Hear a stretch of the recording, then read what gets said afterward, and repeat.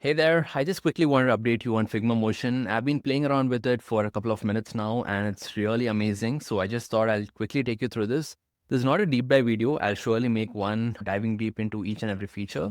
But this is just a very quick intro. I just got started and I want you guys also to get started on this and play around with all the tools that are available here. So what I have on my screen now is a file from the community. So there's an amazing dashboard that I got from the community. So I'll just mention the link for this as well in the description below if you want to play around with this as well. So this is a dashboard, and like you see on Dribble and all these platforms, right, they create all these aesthetic animations where the cars just fade in a staggered motion. So if you want to do that, you can come here, and on the bottom you have this new option which is called as the motion mode. So once you switch into that, on the bottom you get this new toolbar which is nothing but a timeline. And as all these video editors have this timeline, and you play around with keyframes, and that is when animations happen, right? So you have a start keyframe and then an end keyframe where you put this is the start position and the end position. Same like how you do in Smart Animate. There was no concept of keyframes, but now you have this keyframe which will make it much more easier and convenient to add complex animations as well. So one thing, if you really don't want to mess around with this, you can just ask the agent. So that is what I did here. So this one doesn't have any animation, so I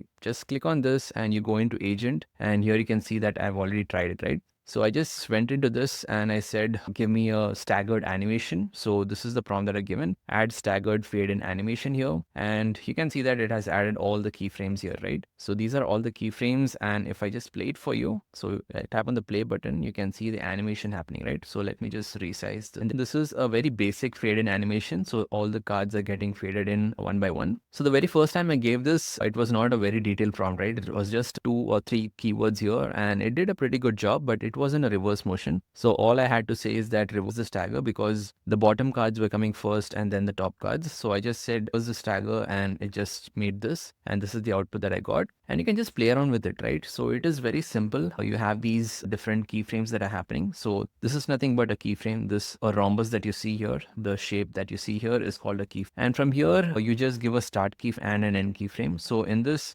there are two things happening, which is a Y position which is going up. So you have Y axis and the X axis. So on a Y axis, it is at this position, and the opacity is at 0 for this particular card which you see here. So all what it is doing is it is bringing it from the bottom to the top. And that is why in this particular case that the Y position is at 600. And as you move forward, the Y position is going up and it changed to 577, and the opacity is 100. So that is what is happening here. And that is the animation that you see here. So I'll show you more examples on this, but let me just draw a frame here and show you very quickly what this is all about, right? So for example, if I take a circle like this, and this is your animation frame, and I can just come here and I can just use this auto keyframing thing, which is very convenient. You just tap on this and now it is starting to track your object, right? So this is your start position, and as I probably at 400 milliseconds here, I want this object to come here, right? So that's it. You just leave it there and it has added a keyframe. And if you see here, this is the start position and this keyframe is the end position. And you can see these values change, right? So also on the right hand panel, you can see these value change. So that is what is happening, right? So there is a motion happening from this keyframe to this keyframe. So that's a very basic thing. Yeah, you can also scrub through the timeline and see how the motion is happening here. And along with that, you can also add easing options. So here I can just come in here and click on this, and you'll be able to add these easing options. So if you want a bounce effect, if you want a spring action, all those are possible. You can change the presets from here as well. You have ease in, ease out. All this is possible. So the possibilities are endless, right?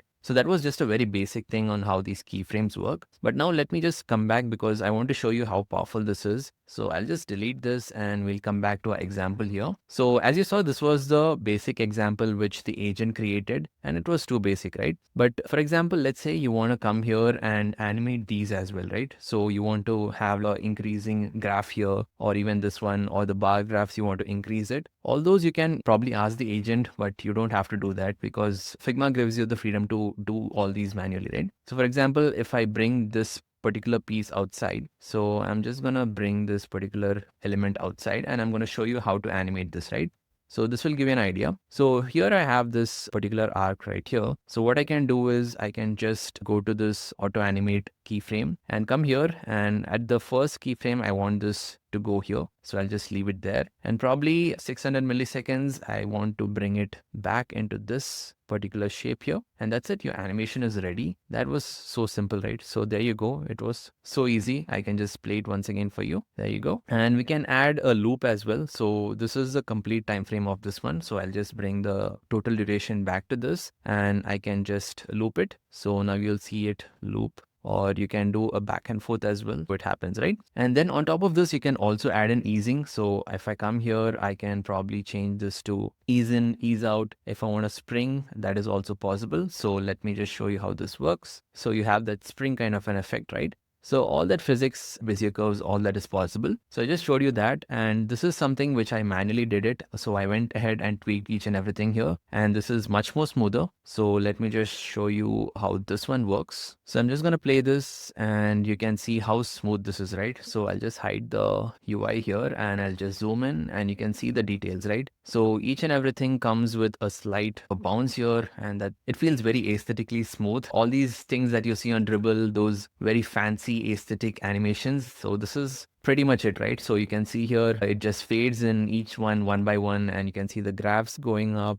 You can also see the bar graph going in and out here. And all this is happening on the canvas, which is the best part, right? I don't need to jump into another tab or another window where you see a preview. And that's the best part about it. I've been waiting on Figma is exporting to MP4, and finally it is here. So you can just select a particular animation, and at the bottom you have this options where you can go for static, and then there's another tab called animated, and here you can choose MP4 or WebM, GIF, SVG. So animated SVG is possible, and you can set the quality and you can just export it. You already have a preview of what the file size is going to be, and that's pretty much it, right? So along with this, you can also do various other presets as well. For example, if I'll just pause this, and for example, you want this particular jelly image to have that breathing effect or a floating effect, you don't have to go ahead and add keyframes there. You can also add a preset. So if you come into the options of animations here, you have these presets which are available, which are pretty much really amazing list of presets, right? In this list, you have some things which exit. So when it exit is the animation happen and the particular image goes away from visibility. And then you have enter in animation. So all these are pretty much what on things like PowerPoint and things like that. But if you want something to go on cycle, so you have these orbit or breathe. So I'll just go for float, and let's see how that behaves. So the animation would have been added in a